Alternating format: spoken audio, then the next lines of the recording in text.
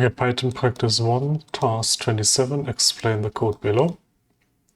In line 1, we define a function. The function is called len_dict_list, and it takes an argument that is called sequence.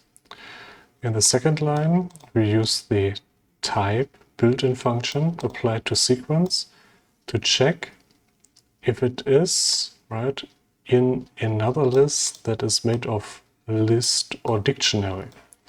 And then we say not. So if, let's say, the type of sequence is a list, then we would get a true. But then we say not, so that would be false. Right, and then we return. No, then we actually skip this. So let's test it. So let's see, I have sequence, and my sequence equals type of a list. And then my sequence not in sequence, not in this list. And so here, its sequence type is a list, right? So is sequence a list? Sorry, type sequence. Yeah, it's true.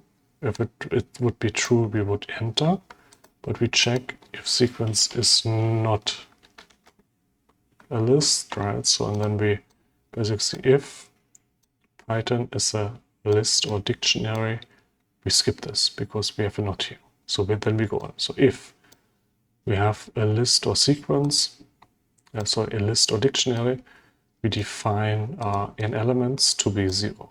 And then for each element in our sequence, we increase the value stored in n elements by 1.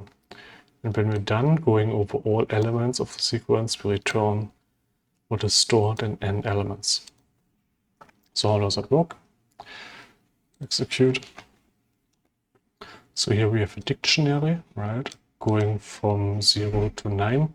We have 10 elements, right? Key value pairs. So the n elements would be 10. Let's see what else we can do. So the length of the dictionary or the list. Let's try it with a list.